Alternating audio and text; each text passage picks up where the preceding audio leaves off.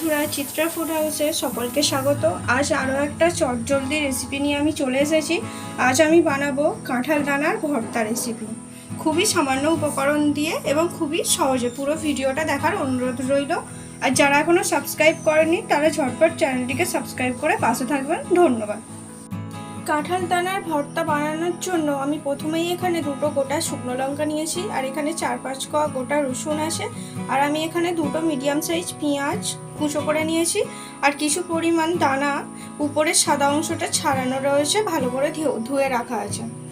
আর এখানে নুন, হলুদ আর গুঁড়ো লঙ্কা হাফ চামচ করে নেওয়া আছে। আর এখানে আছে সর্ষের তেল। আমি যেহেতু ভর্তা বানাচ্ছি সেজন্য পুরোটাই আমি সর্ষের তেল ব্যবহার করব।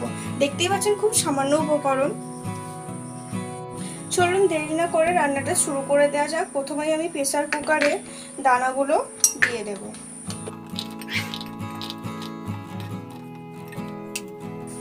এটা খুবই অল্প টাইমের মধ্যে রেডি হয়ে যায়। আমি অল্প পরিমাণ জল দিচ্ছি, দিয়ে কাঁঠাল দানাগুলোকে ভালো করে 2-3টে সিটি দিয়ে নিতে হবে। যতক্ষণ প্রেসার কুকারে সিটি হচ্ছে ততক্ষণ আমি এদিকে কাজটা এগিয়ে রাখবো। খুবই কম টাইমে এটা তৈরি হয়ে যায়। প্রথমে আমি কড়ার মধ্যে কিছুটা পরিমাণ সর্ষের তেল দিয়ে দিয়েছি। তেলটা ভালো করে প্রথমে গরম করে নেব। তেল গরম হয়ে গেছে, এবার আমি শুকনো লঙ্কা দুটো দিয়ে দেবো ভাজার জন্য। কালচে কালার এসে গেছে, এবার আমি এটা তুলে রেখে দেবো। এবার আমি এই তেলের মধ্যে গোটা রসুনের কোয়াগুলো ভাজার জন্য দিয়ে দেবো।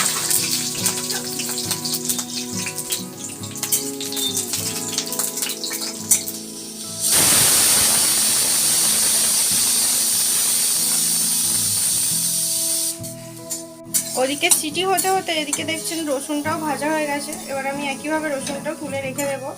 আর এই তেলের মধ্যে আমি পেঁয়াজ কুচিগুলো দিয়ে দেবো ভাজার জন্য।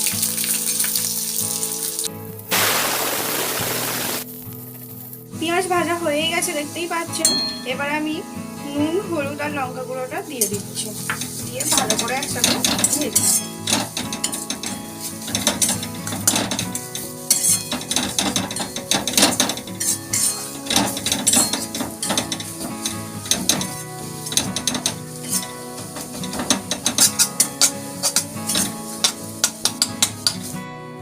এখানে শুকনো লঙ্কাটা ভালো করে আমি হাত দিয়ে ভেঙে নেব। আর ভিডিওটা ভালো লাগলে অবশ্যই চ্যানেলটিতে লাইক করবেন। আর যারা এখনো পর্যন্ত সাবস্ক্রাইব করেননি তারা ঝটপট সাবস্ক্রাইব করে দেবেন। আর যারা সাবস্ক্রাইব করেছেন তাদেরকে অসংখ্য ধন্যবাদ। আরও নতুন নতুন ভিডিও দেখার জন্য সাবস্ক্রাইব করে পাশে থাকা বেল আইকনটা বাজিয়ে দেবেন। আর রসুনটাও আমি এভাবে হাত দিয়ে মাখিয়ে নেব।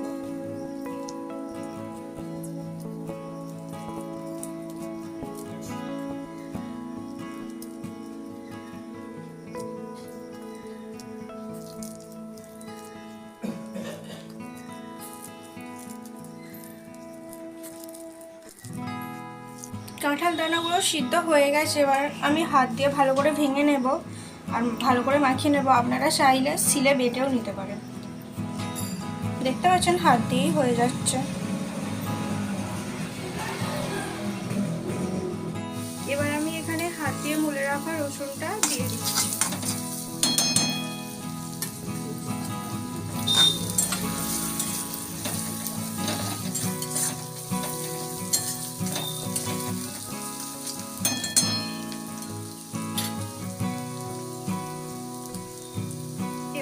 মাখানো কাঁঠাল দানাটা দিয়ে দিচ্ছি।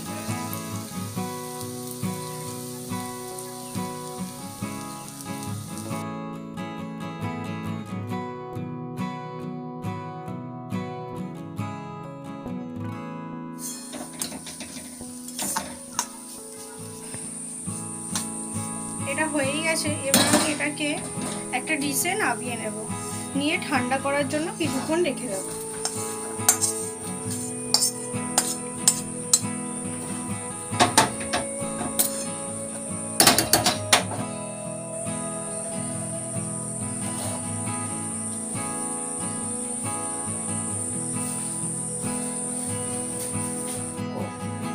এটা ঠান্ডা হয়ে গেছে, এবার আমি হাত দিয়ে ভালো করে মাখিয়ে নেব।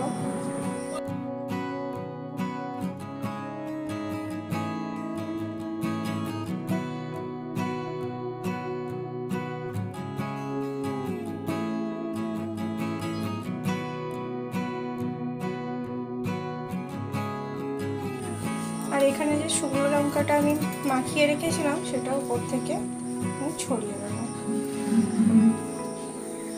আমার কাঁঠাল দানার ভর্তা একদম রেডি।